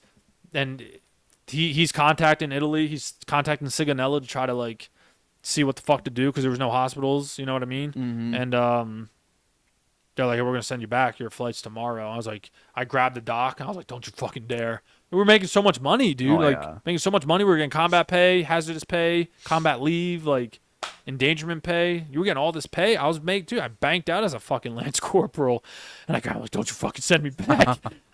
and like a day later, I woke up miraculously, like 100%. I made a full recovery, dude. And I thought, dude, I didn't know if I was gonna die or not, but I was fucked up. I was laying there just like watching the sun fucking just go left to right. I was so fucked up. It was insane, man. And then we rolled over in the MRAP. Like, we had so many fucking mishaps happen out there. It was crazy, dude. I almost fucking blew up chasing that cow. I remember that story. Almost fucking blew up chasing that cow, dude. Like, Claymore almost took my head off. Fucking, we rolled over. Like, the fucking engine was about to get on fire because the dude didn't shut the engine off. So, like, we rolled over. The MRAPs have a primary fucking fuel tank and a secondary fuel tank. Mm-hmm. One's like 60, the other one's like 10 or 20 gallons. And when we rolled over, we rolled left to right. And we rolled over. We were like on our side, kind of. Like on our backs, but not like on our sides. We were like 45-degree angle. And the fuel started coming in the fucking cab. Like the engine oil, the fucking the secondary fuel tank started coming in, and it's getting hot. Like you can tell, it's getting fucking toasty in there. Mm-hmm. And like this is where my Kevlar cracked, and we're like, shut the fucking engine off. Our interpreter is rocked. What was your interpreter's name? Do you remember? No, I can't. Sam? No, what was it? It was something simple, Did wasn't we have it? the same one? Yeah, I think we did. I don't know, but anyway, our interpreter was in there, completely rocked. Like, dude was knocked the fuck out for a few seconds. And the dude who's driving, he doesn't speak Swahili. He only speaks Swahili. He doesn't even fucking speak English. And everything, you already know, but I'm just saying it for them guys. They drive on the right-hand side of the road, or on the right side of the car, but on the left side of the road. So it's like completely ass backwards from what we do. We're on the left side of the car, right side of the road. Mm-hmm. You know, and they're backwards, and they're all everything's manual for them. The MRAPs are obviously automatic, but you have the what's that fucking thing in the middle? The transmission, the Allison. Or if you want to go up higher in gear or down lower, you can push the buttons. I fucking forget what it's called, but in the MRAPs you could do it manually. So the guy thought you could like that's how he was driving. He was driving with both feet and pushing the fucking up and down button. So when we were going to make the turn around the bridge, he fucking and they're like 30,000-pound vehicles. They're top heavy too. So boom, we fucking flip. And again, he has no idea what's going on. We're like, turn the fucking truck off. He's not turning the truck off. He's like stunned too. My Osborne, he's fucking dangling in the 5-point seatbelt in the chair. He's like this. He can't get out. You know what I mean? I had to like hold him up so we can unclip it so he wouldn't fucking just crash down. We finally get the engine off. We're crawling out the turret at the top. Well, the top, you know. And this fucking guy tries to go back in to grab his AK. We're like, leave the fucking AK. Right? And like, he got his ass beat out there. Like, you fuck up out there, they give you hard labor. They give you like 3 days of hard labor. He was sitting there shaking, dude. At parade rest, he was fucking shaking. And his like higher ups fucked him up, man. Because it could have been a huge mishap. You know what I mean? Like, say a Marine died, like Marine, and imagine the fucking head title. You know, all the news: Marine dies in Uganda or whatever. Yeah. And the only way to get them out were the fucking tanks. You know, the fucking not the World War II, the fucking Soviet tanks they had out there from like the Cold War. Dude, because we had no asset recovery out there. The winch can't pull it out. The winch, you're legit in a fucking like hole. And I mean, the tanks did it. They fucking ripped that bitch out like a rag doll. It was crazy. But yeah, when you deployed there, what do you think your mission was? Like, did they tell you your mission? Like, just to train the UPDF to fight Al-Shabaab in Somalia. Yeah, that's pretty. So, like, for people who are wondering, our main mission was to train these fucking soldiers, the UPDF, which is the Ugandan People Defense Force, which is their army. Because like back in the early '90s and shit, when Mogadishu happened, you know, big a lot of people died. It was like fucking, it was crazy. But so to prevent from us being boots on the ground in Somalia, like how Black Hawk Down happened, that's like the most relatable movie you could put to it. Like we trained these guys to go in. We gave them our gear to go fight Al-Shabaab, which was a terrorist group that ran fucking Somalia, because Somalia is a really bad fucking place, right? So that was like our main mission out there. Some people didn't even know what we did. They think, because like when you say, "Oh, we went to Africa," you know, we're right next to Somalia. People don't. I think people like overlook how dangerous fucking Africa is. You know what I mean? Like people who went to Iraq and Afghanistan and trained the Iraqis and the Afghans out there did the same fucking thing. We trained them, their soldiers, their army, the police, to go into fucking town, wherever the fuck it was. You know what I mean? And fight fucking the Al Qaeda or fucking the Taliban, whoever the fuck it was. You know what I mean? Yeah. So we didn't have to have boots in the ground all the time, you know, because when we wanted to retract, there would have to be at least some order, you know what I mean, to fight. And that's pretty much what we did. So literally right when we were done training these fucking soldiers, they went straight to Somalia. I don't know if that was the same when you went. Yeah, I think they're getting ready to. I don't know when they did or not. Or when they did. We gave them their certificates. They were so happy, and dude, like the next day they're fucking out the door and going to Somalia. They've been at war in Somalia for like 30 fucking years, dude, or 40 plus years. We're training. It was weird. We're training fucking dudes who are 40 years old. I was fucking 19. How to fucking fight, man. It was insane. Like, dude's been in the army for fucking 35 years. The rules out there are way different from our rules. But yeah, like, isn't that crazy to think about? We were fucking training these dudes who are way older than us to go fucking fight. And like, it made a difference. I don't know if they showed you, but it made a difference. I remember the EOD guys were showing us a video. It was Al-Shabaab recording, and you could tell it was the UPDF. They were coming in in a convoy with the RM reps, and they made the convoy halt on purpose to see how they would do, like, training-wise. And these guys, they got out. They fucking took their Kevlars off. They fucking put their rifles down. They didn't, like, set up security. You know what I mean? They didn't do any of that. Dude, Al-Shabaab fucking swacked them. And they have it all on video. It was pretty cool. Oh, not cool, but they fucking all got wiped out. You know what I mean? Like, it was pretty gory. And then he showed us another video. Same exact fucking scenario. These guys get out, and they post up security. You can tell they were trained by us. They post security, and they looked good, right? Obviously, they weren't as good as fucking Marines, but they looked good for what we trained them to do. And Al-Shabaab left them alone, like, because he knew that they had that training. It was like, that's what they feared, man. I remember people thought we had to, like, kill our fucking grandparents or our parents to get in the Marine Corps. You know what I mean? Like, I remember Gunnies would tell me that in Iraq and Afghanistan, the interpreters thought they had to kill someone to become a Marine. That's why, like, people feared Marines, because we were just, like, fucking savages. You know what I mean? But yeah, that's pretty much, like, how it was in Africa. It was pretty crazy. It was third world country, living out there. You had your own cook. I'm glad you went, because it's, like, hard to talk to other people about it, because if you weren't there, you didn't know how fucking hard you had it. Like, you're legit fucking in a third world country for X amount of months, living like them. Like, you didn't have a base. You had a little fucking compound. You're eating their food. Can't drink the water, so you got water bottles coming in. Like, mosquito tents. We're sleeping on fucking clay. Like, it wasn't no 5-star luxury like Sigonella. You know what I'm saying? Like, and every time we came back to Italy, they hated us. I don't know about you, but, like, the fucking Marines, like, hated us because we were in Africa. Yeah. We're like, you guys are in hotel rooms, or not hotel rooms. You guys are in nice barracks rooms. You got laundry, you know, you got washer dryer, you got fucking Wi-Fi. You're watching football. Like, why do you hate us? What we're getting paid more, but, like, we're going through the suck more than you guys. Yeah. You know, I don't know how it was for you when you went back. It was pretty similar. I enjoyed it though. It was a good experience. I loved it, man. I loved it. It was not best 9 years of my life, but, like, being there so young and experiencing the world and seeing everything, it humbled me 100%. Like, there were still tribes out there butt-ass naked running around. Oh, yeah. Tribes that killed women. You know what I mean? It really made me grateful and thankful that I fucking am where I am in America. You know what I mean? Like in America, fucking blessed and grateful to have what I have. Because dude, there'd be kids running around with fucking just a shirt on, like little ass kids, and they hugged my leg, and I looked down, and they had the biggest smile on their face. They were just so happy to be fucking there, hugging a fucking Mzungu.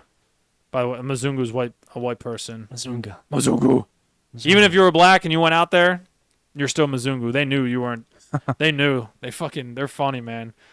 Them Ugandan people, I fucking love them, man. Yeah. They would literally give their shirt off their fucking back for you when they didn't even have a shirt. That's how they praised the Marines. They loved us. It was insane. But yeah, it humbled the fuck out of me. It made me look through a different scope for sure. I mean, I'm not saying I looked through a small scope when I went out there, but it just broadened my fucking view of how the rest of the world is. Because we went to 7 different countries. We went to Italy, went to Greece, went to we went to Djibouti. Like that place was fucking, I don't want to say a shithole, but it was insane. Like you weren't even allowed to leave the base. If anyone been to, was it Camp Lebanon? What was it called? Started with an L, right? It wasn't Leonardwood, but it was close to like Leonardwood, wasn't it? I don't know. I know pretty sure it's the largest U.S. military base in Africa. And like when you're on base, you can't leave. It's so dangerous. There's Somalian pirates everywhere. There's fucking the militia, like Al-Shabaab's lurking around. So if you got deployed there or you were stationed there, you couldn't leave. You were literally on there. And this wasn't like no huge base to be on. Like we say the biggest base in Africa, it still wasn't even that big compared to like Lejeune or Pendleton or whatever. There was like a runway strip with like ISO containers stacked up as your barracks room. You had the chow hall. You had like a baseball field, a subway. And that was like it, right? Like it wasn't even that much. I don't know. I don't know if you got discovered hold the base when you were there, but no, we didn't. Not really. Yeah, we were there for about a week, but just shows how dangerous the place is. Like, so that's why I was really happy to go out there. How old you were? What, 20 when you went out there? Just about. Yeah, 20. It's crazy. It was just crazy. It was good to see the world. I was 20. Oh, 21, 20.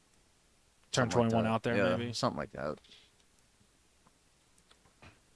And then you got out right after your deployment, right? Yep. A couple months after.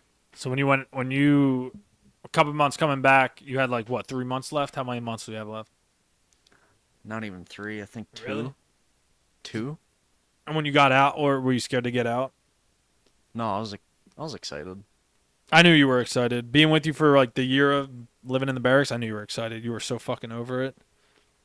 The last year was fun. Deployment was fun. It was a good time. Yeah. Yeah, time flies when you're doing shit. Doing what you want to do. Yeah. Waking up, going to the motor pool, going to chow, coming back, working on PMs. You know what I mean? Like doing the same fucking thing over and over again. You know, like that's what Marines look forward to, is deploying, so you can like break up that time, because it really makes your time go by faster being in the Marine Corps. That's why I was so happy with like how my time in the Marine Corps went, especially my first 4 years. Like being McQuist, fucking being a lifeguard, it broke up so much time. Yeah, it just flew by, and I met so many fucking good people along the way because I was always going out and doing some other stuff. You know what I mean? But yeah, I remember you're so fucking over it. Like we were disgruntled, but we bitched a lot, but we didn't complain. Like yeah, I remember we would bitch all the time, but we would never complain.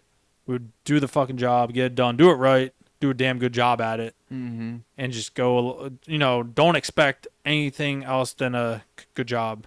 You know what I mean? I know a lot of Marines like look for names and shit, and you know what I mean. But I don't know. Yeah. So you were just excited to get out, just get the fuck out. Yeah. Well, you weren't scared at all. Like, hey, this is gonna be the real world now. Like, financially wise, were you worried? No, not really. It was a new chapter. New chapter? Yeah. What about job-wise? Were you happy you got out? Or when you got out, like, do you knew what you wanted to do? No, I had no idea. No idea? Still really don't.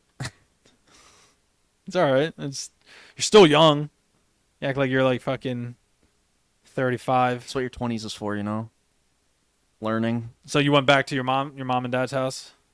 No, I lived with my uncle for a little bit, and then So when you got out, you went straight to your uncle's house? then I had my own place. Were you allowed to go back to your parents? Or I didn't want to. you didn't want I to? just didn't. No, I was working with him for a while. Your a little uncle? bit, yeah.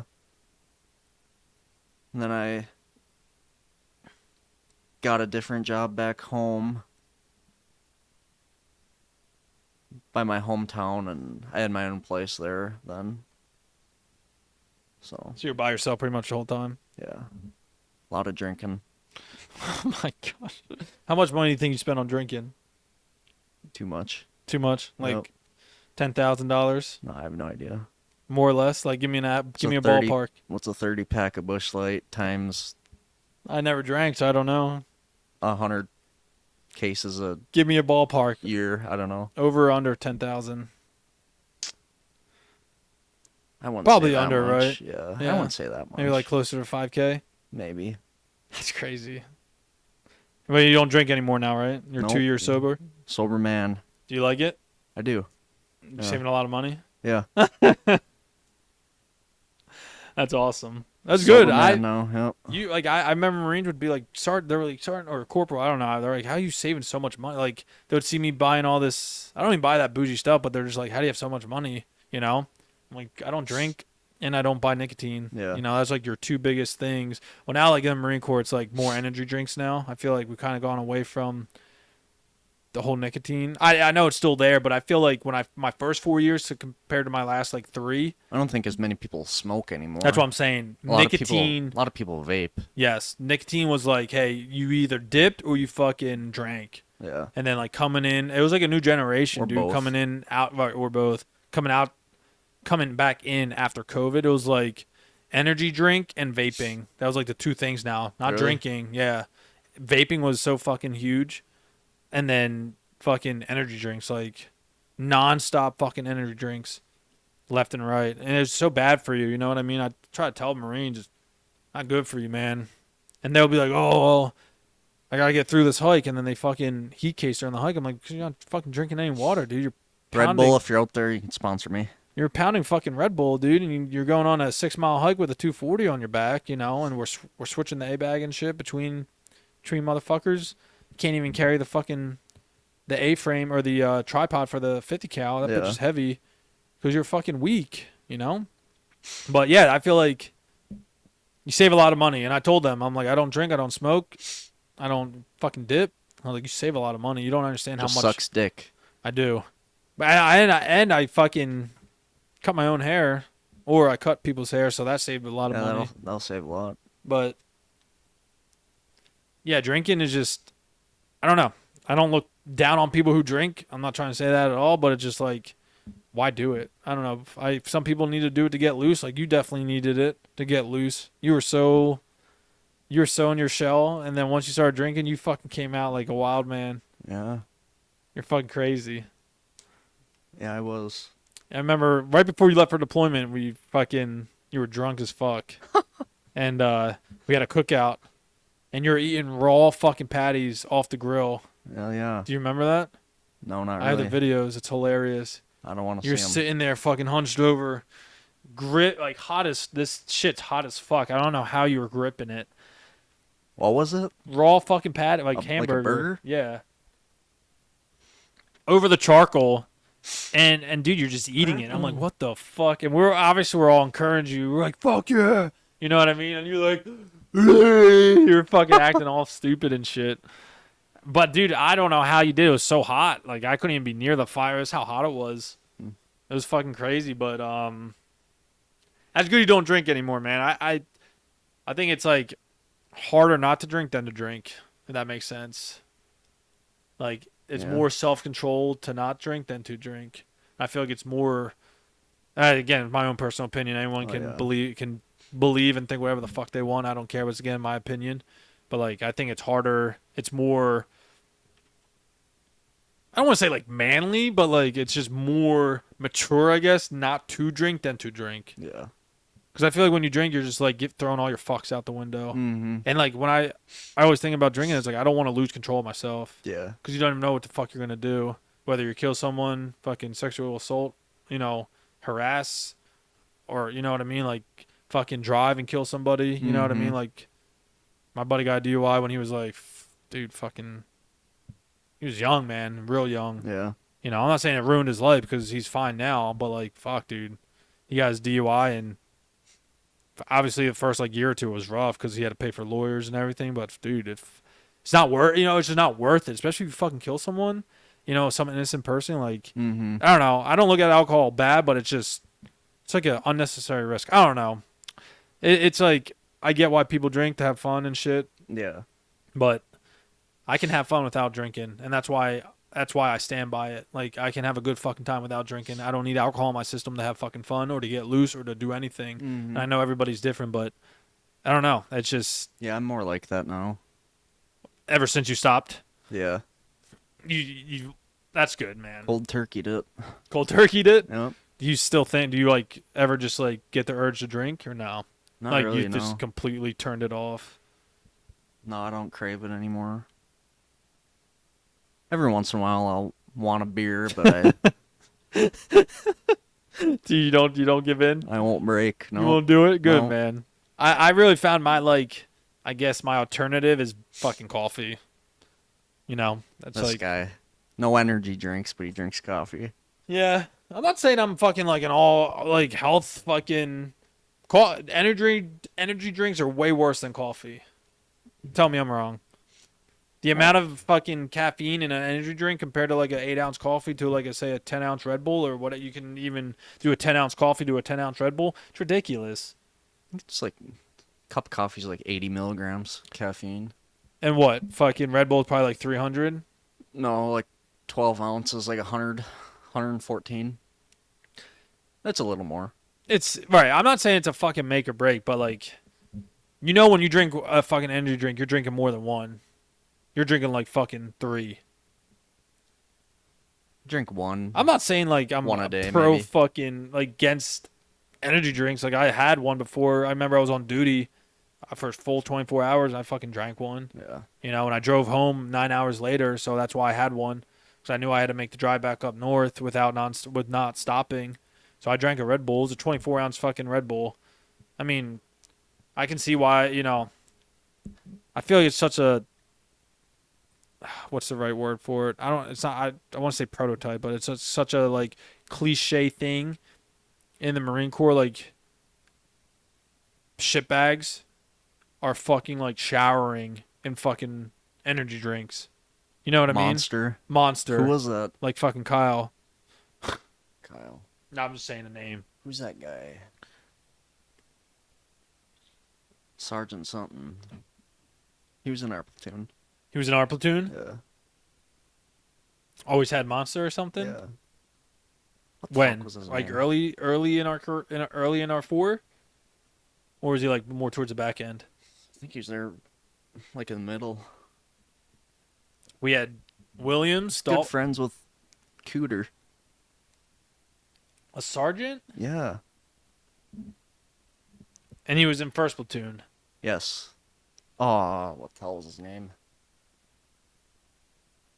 Sergeant. We had Williams. We had the crazy eyes. I know you wasn't there. Sergeant, man. I don't know, dude. We didn't have that many Fuck was his sergeants. name?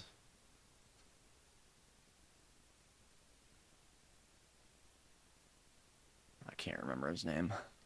I don't know. Cooter know him. All right. Well, we'll offline we'll get it, but I don't know. I feel like it's such a cliche thing. If you're a shitbag, you fucking probably have monsters in your fucking rack somewhere. Am I wrong? It's like you see the same fucking Marine. You don't see the same person. You see the same fucking Marine.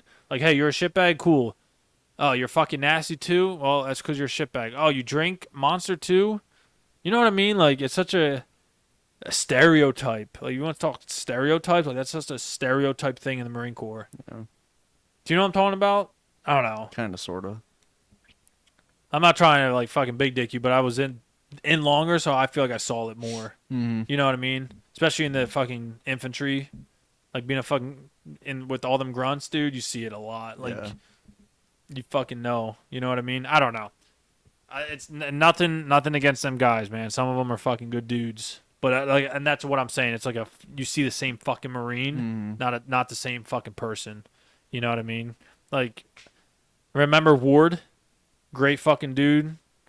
I think so, yeah. Great at his job, but he was like just a bad Marine because he didn't give a fuck about the regs or nothing, and everyone looked down on him because he was a fucking bad Marine, but he was a fucking stud at his job. You know what I mean? Like, Yeah. It was like something along those lines. I'm not saying like because you drown, you fucking swim in fucking monster, you're a shitbag and you're a fucking terrible person, this, that, and the other, but like there's such a stereotype in the Marine Corps. You know what I mean? I don't know, but so Something you're like here that. now. What's up? Something like that.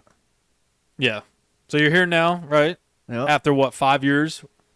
You left me. I didn't leave you. You left me. No, he left me. He left me. I got back and he was gone. He said, "Fuck you." He got out, or he went on deployment. And I had about like 5 months left or 6 months left in the Marine Corps, and it hurt. It fucking hurt because like you left, Monty left, all these guys that I fucking loved left, and I wasn't able to say goodbye when you guys got back or when I left. You know what I mean? Because like you say goodbye and it's like, oh, I still have 6 months. You know what I'm saying? But to be there as I don't know. It just sucked. And yeah, so it's been almost exactly 5 years since we've seen each other. I think over 5. And it picked him up from the airport today. It felt great seeing him. Like we talked in between for sure. We didn't like not talk to each other.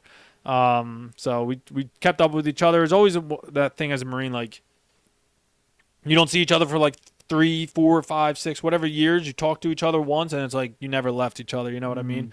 And I'm excited to see Fam and Baja and McGuire and Monty later.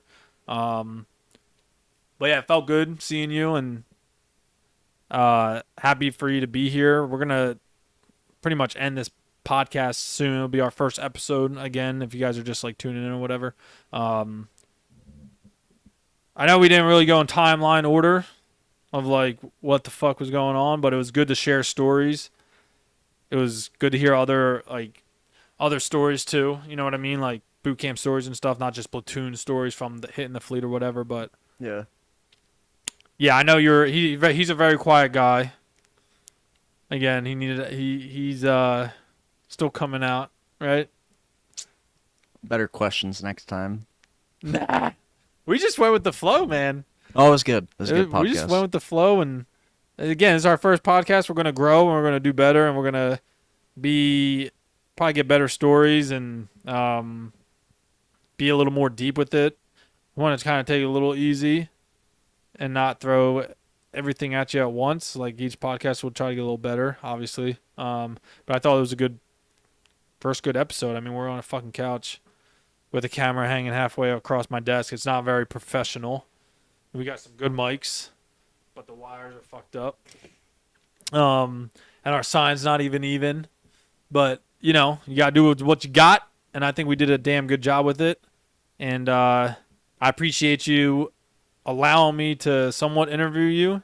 I know you probably could have shared a lot more, but I don't know if you want to put next episode. I don't know if you want to put your business out there like that. Next episode. I don't want to push my, what do you want to call it? Like not my audience, like you're a guest. I don't want to push my guests too far to where they feel uncomfortable and like don't want to share life story, like their life stories.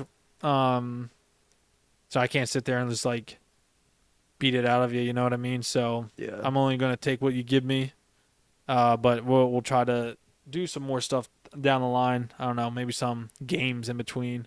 But I think it was good just talking about boot camp. I fucking love boot camp stories. I could tell boot camp stories all day long. I feel like I had my first 4 years of the Marine Corps was so unique. Mm-hmm. That's why I love talking about it. I remember it so well, but everything outside that, it's like a blur. Yeah. I don't know, but we're here. I don't know if we're going to do this like once a month, maybe once every other month, but maybe we can do something with McGuire. I don't know. We'll see, but we'll get Cooter on the next one. Yeah. Hopefully this turns out really well. You guys enjoyed it. We'll probably post it on our YouTube, so make sure you guys leave a like and comment on the video. Hit that sub button too if you guys aren't subbed. We're going to try to do this maybe, like I said, once every other month or once a month. It's hard to pull in people and have them talk about random stuff. But I was glad this would be my first person, my boy Nelly right here. So again, if you guys aren't subscribed to that subscribe button, and we'll have more episodes come out, and we'll try to make it more official when we get out of this place. It's just there's a lot going on, chat, in the background. You know what I'm saying? Like behind the scenes that you guys don't see. But again, we're trying to do with what we got, and we're doing the damn best. And we're gonna continue to fucking push forward, and continue to grow and continue to I guess beat the odds. Like it's hard. I don't know if it's hard now to be a podcaster or to like be that content creator, because like that's kind of the way the generation's going. But to just even start and have our first episode is fucking huge. You know what I mean? To tell people that we did it is pretty fucking cool. Yeah. You know what I mean? Yeah, it's really cool. Appreciate you guys watching. We'll catch you in the next one. And I appreciate you guys listening. I hope you guys enjoyed it. If you got any questions or you want to learn anything, you got any ideas too in the podcast, let us know. And we're going to continue to make this better for the next one. So thank you guys so much. Yeah. Say bye, Nelly. Don't fucking oorah them. They don't even know what that means. Give a proper fucking peace out. Peace out, chat. Deuces. Hopefully they heard you, man. They can hear me. All right. We'll see you guys in the next one. Thank you guys so much again. Appreciate all the love. Y'all have a good one.